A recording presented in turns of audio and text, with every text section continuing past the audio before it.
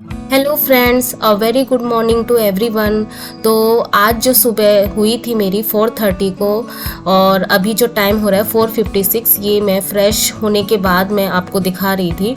तो बहुत लोगों ने बोला हुआ था कि आपका टाइम टेबल क्या है, आप किस टाइम पे क्या करते हो, इसलिए मैंने सेपरेटली एक वीडियो बनाया हुआ था कि मेरा जो टाइम टेबल यूजली मैं क्या यूज़ करती हूँ। तो जब ऐसा कभी होता है ना कि मैं अर्ली मॉर्निंग नहीं उठ पाती हूँ, तो सुबह के 9 बजे से जो मेरा शेड्यूल है वो सेम डेली का यही रहता है। नॉर्मली मैं 11 बजे 10:30 को ऐसे सो जाती हूँ, और कभी नहीं उठ पाती हूँ 4:30 5 बजे, क्योंकि उसके बाद अगर मैं थोड़ा सा भी लेट हो जाती हूँ ना, अगर 5 बजे भी उठती हूँ तो फिर वही मुझे डायरेक्ट किचन में ही जाना पड़ता है, क्योंकि बेटा स्कूल जाता है, हस्बैंड ऑफिस जाते हैं, तो उनके लिए लंच बॉक्स बनाना पड़ता है। तो नॉर्मली यही चलता है। तो उसके बाद यही जो अभी जो मैं कर रही हूँ कि नॉर्मली यही रहता है, या तो जीएस होता है मेरा, या मेरा रिवीजन का पोर्शन होता है, क्योंकि रिवीजन बहुत ज़्यादा ज़रूरी होता है हमारे लिए। रिवीजन करना बहुत ज़्यादा ज़रूरी है। अगर हम सोचते हैं ना कि हमेशा हम आगे ही बढ़ जाए तो कुछ नहीं होगा। तो ये जो है टाइम, अब सुबह का जो है, मैं बेटे को स्कूल छोड़ के आ जाती हूँ, वो उस समय का टाइम है। तो मैं बाहर का भी आपको दिखा देती हूँ, क्योंकि मुझे ना बहुत ज़्यादा अच्छा लगता है इस समय बाहर का व्यू दिखाना, कि सुबह मॉर्निंग में 9 बजे का टाइम बहुत अच्छा होता है, ज़्यादा धूप भी नहीं खिली होती। तो आज जो डेट है वो है 24 जून, ठीक है, और जो हमारे 90 डेज चैलेंज का 40 डेज़ है, ठीक है। तो आज जो मैंने चूज़ किया है जीएस में इंडियन सॉइल। तो जैसा कि सुबह आपने देखा कि 5:30 से 6:15 समथिंग मैंने इतना थोड़ा स्टडी किया था इंडियन सॉइल से। तो अभी वो फिनिश नहीं हुआ है, तो उसको अभी मैं करूँगी, उसको फिनिश करूँगी, तो हाफ़ एन आवर और लगेगा मुझे। उसके बाद जनरल मैथ में मैंने सक्सेसिव सेलिंग इसको चूज़ किया, इसको 2 आवर्स एटलीस्ट पढ़ूँगी मैं। और रीजनिंग में ब्लड रिलेशन, एक्चुअली मैंने क्या किया है, आज जो जनरल पार्ट है उसमें मैंने हिंदी और इंग्लिश को स्किप किया है। इंग्लिश में मैंने ग्रामर को स्किप किया है, लेकिन जो वोकैब पोर्शन है वो मैं, मेरा जो डेली का रहता है वो मैं करूँगी, ठीक है। तो वो अभी मैं लिख लूँगी, क्योंकि जो वोकैब है ना, वो एक दिन में ऐसे नहीं है कि हमने 1 वीक में 2 वीक में कर लिया उसको। अगर 2-3 मंथ अगर आपने अच्छे से नहीं दिया तो आप नहीं कर सकते। मेरा तो स्पेशली ऐसे ही है, इसलिए मैं थोड़ा थोड़ा लेके चलती हूँ। तो ये मेरा स्ट्रेटेजी रहता है।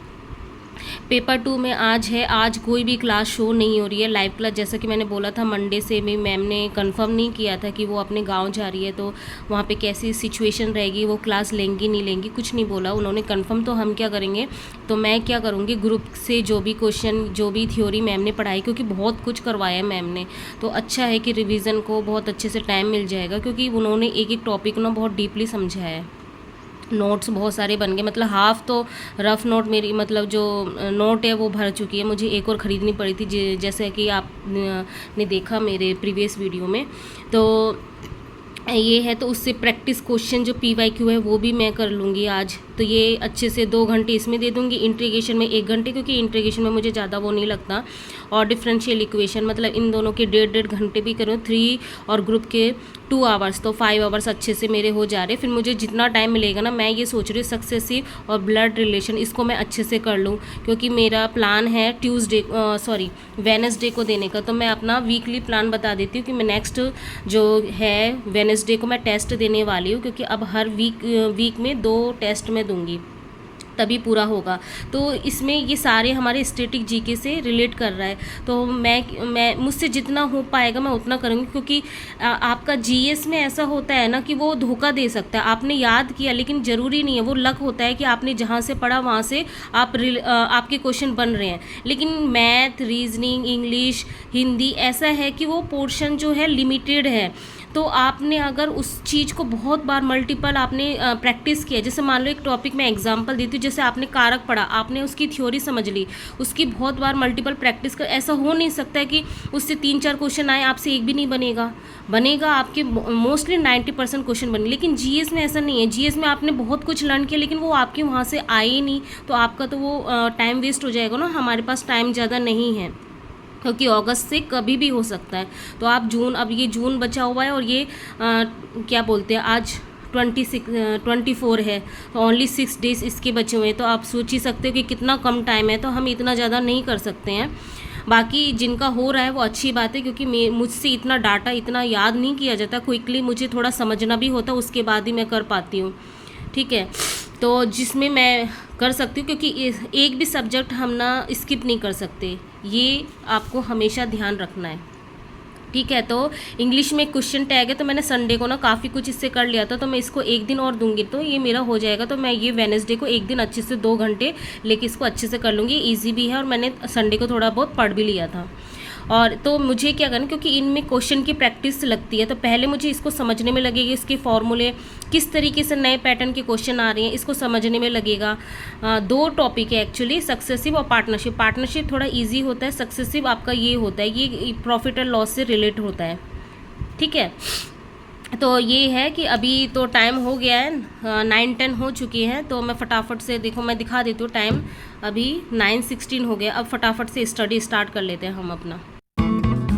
तो मैंने बस उसके बाद अपना जो स्टडी है वो स्टार्ट कर दिया था। नॉर्मली यही होता है कि मैं अपना 9 बजे तक अपना मॉर्निंग वर्शिप पूरा कर लेती हूँ, 8:40-8:50 तक। उसके बाद फिर मैं अपना टाइम या तो शेड्यूल रात को ही बना लेती हूँ या फिर उसके जस्ट आफ्टर मैं बना लेती हूँ, और उसके बाद मैं अपना स्टडी स्टार्ट कर लेती हूँ। तो मुझे हार्डली 5 मिनट लगते हैं, क्योंकि डेली मेरे माइंड में रहता ही है कि मुझे ये करना होता है, तो यही है। उसके बाद जो है, तो जैसा कि आप देख रहे हो कि 2 दिनों से मेरे कोई वीडियो नहीं आए हुए थे डेली ब्लॉग के, तो उसके लिए मैं सॉरी बोलना चाहूँगी कि मैंने 2 दिन से कोई वीडियो अपलोड नहीं किया है। वैसे तो मैं डेली का जो शूट करती थी वो करती थी, लेकिन मैंने 2 दिन से कोई वीडियो नहीं बनाया हुआ था, मतलब अपलोड नहीं किया हुआ था। एक्चुअली जैसा कि प्रीवियस वीडियो में आपने देखा हुआ होगा कि मेरे जो है जो मार्क्स है वो मॉक टेस्ट में बहुत ही कम आ रहे थे, और कहीं और ऐसा भी सुनने को आ रहा है कि एग्ज़ाम ना अगस्त के मिड के बाद कभी भी स्टार्ट हो सकता है। तो अब यही था कि मार्क्स भी कम आ रहे हैं, तो इसको इम्प्रूव कैसे करें, वही दिमाग में स्ट्रेटेजी सोच रही थी कि मैं किस तरीके से क्या करूं। तो पढ़ने का अब नया शेड्यूल बनाने की मतलब वो प्लानिंग चल रही थी, किस तरीके से क्या किया जाए, क्योंकि जब आपके माइंड में कोई चीज़ क्लियर नहीं होती है ना, तो आप सही डायरेक्शन में मेहनत भी नहीं कर पाते हो। तो एक उस समय ना थोड़ा ब्रेक लेने की ज़रूरत होती है, और थोड़ा सोचने की ज़रूरत होती है कि हम क्या क्या गलतियां कर रहे हैं और इस गलतियों से हमें कैसे उबरना है। क्योंकि ये जो मौका मिला है ना, स्पेशली मुझे ये बार बार नहीं मिलेगा, क्योंकि मेरा सब कुछ दांव पे लग चुका है। क्योंकि मैंने इस एग्ज़ाम के लिए जॉब छोड़ी थी, जो लास्ट ईयर मैंने बताया हुआ था कि मैं प्राइवेट जॉब करती थी, वो मैंने छोड़ा हुआ था क्योंकि मुझे प्रॉपर टाइम चाहिए था स्टडी के लिए। और इस साल मैंने कोई ट्यूशन भी नहीं लिया कि मैं कोई ट्यूशन क्लासेस लूँगी तो फिर मुझे पढ़ने का टाइम नहीं मिलेगा, क्योंकि बहुत ज़्यादा इसमें डेडिकेशन चाहिए। तो इतना सब कुछ मतलब त्याग, इतना मतलब त्याग करने के बाद भी अगर आपके मार्क्स उतने नहीं आ रहे, उतनी आप मतलब जितना एफर्ट लगा रहे हो उतना आउटपुट आपको नहीं मिलता, तो कहीं ना कहीं आप थोड़े बहुत निराश तो होते ही हो। तो उस समय थोड़ा ब्रेक लेके थोड़ा सोचने की ज़रूरत होती है कि कहाँ पे हमसे कमी हो रही है और कहाँ पे हमें इम्प्रूवमेंट करना है।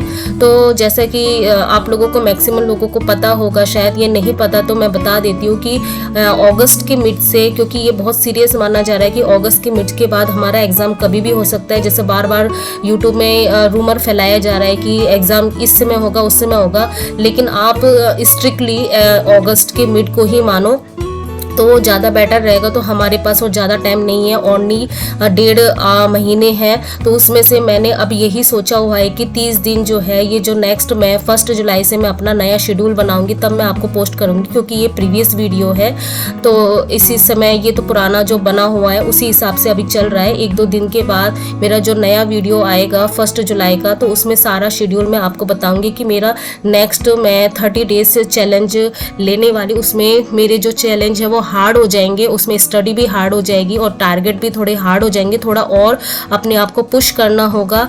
तो अगर आप भी चाहते हो मेरे साथ स्टडी करना तो 30 डेज चैलेंज, तो वो नेक्स्ट वीडियो में अपने वीडियो में बताऊंगी 1-2 वीडियो के बाद, क्योंकि 1-2 अभी भी पेंडिंग है मेरा। तो बहुत सारी चीज़ें प्लानिंग चल रही है अभी, तो जैसे भी होगा मैं आपको सब कुछ बताऊंगी। बीच में मेरी तबीयत भी थोड़ी ख़राब सी हो गई थी, इसलिए मैं वीडियो नहीं डाल पाई थी, क्योंकि वही है, जब आपकी बॉडी, आप फिजिकली मेंटली थोड़ा फिट नहीं होते हो तो कोई काम करने का मन भी नहीं करता है। तो यही है। तो ये इवनिंग का टाइम है, तो वही डेली जो शेड्यूल रहता है, मेरा बेटा ही इवनिंग पूजा करता है, क्योंकि मैं उसको सिखाती हूँ कि जिससे वो थोड़ा ना बचपन से सीखे नहीं। वही है ना, आजकल की जनरेशन में बेटे, मैं वही बात मैंने पहले भी बोला है कि बेटे और बेटी में मैं कोई फ़र्क नहीं करती, मैं उसको सब कुछ काम सिखाती हूँ, जिससे वो ये नहीं कि छोटा समझे इस काम को कि नहीं ये मेरा काम नहीं है। तो फिर वही है, नाइट की स्टडी में कर रही थी। तो आजकल बेटे का स्कूल से ना प्रोजेक्ट मिला हुआ था कंप्यूटर का, कोडिंग का कुछ, तो वो अपना कर रहा था, तो मैं अपना स्टडी कर रही थी। तो ऐसे ही होता है, इवनिंग के टाइम पे वो खेल लेता है, फिर वो जो नाइट टाइम में मैं उसको अपने पास ही बैठा के उसको कंप्यूटर का जो भी उसका काम होता है, स्कूल का प्रोजेक्ट देते हैं, वो मेरे सामने ही करने के लिए बोलती, क्योंकि बच्चे हैं, वो मासूम होते हैं, वो कुछ भी खोल के देख सकते, कुछ भी कर सकते। तो पेरेंट्स की जिम्मेदारी होती है कि आप उनको नज़र में रखो। तो मैं हमेशा ऐसे ही करती हूँ, उसको अपने साथ ही लेके मैं कोई भी काम करना होता है तो मैं ऐसे ही करती हूँ, कि ये नहीं कि बच्चे को छोड़ दिया और अपनी स्टडी में लग गए, अपने काम में लग गए। तो यही था आज का ब्लॉग। और नेक्स्ट जैसे जैसे मेरे नए वीडियो बनते जाएंगे, नेक्स्ट मैं अपनी नई स्ट्रेटेजी बताती हुई जाऊंगी। तो फिलहाल तो और यही था आज का दिन। तो मिलते हैं नेक्स्ट ब्लॉग में, तब तक के लिए गुड नाइट, बाय।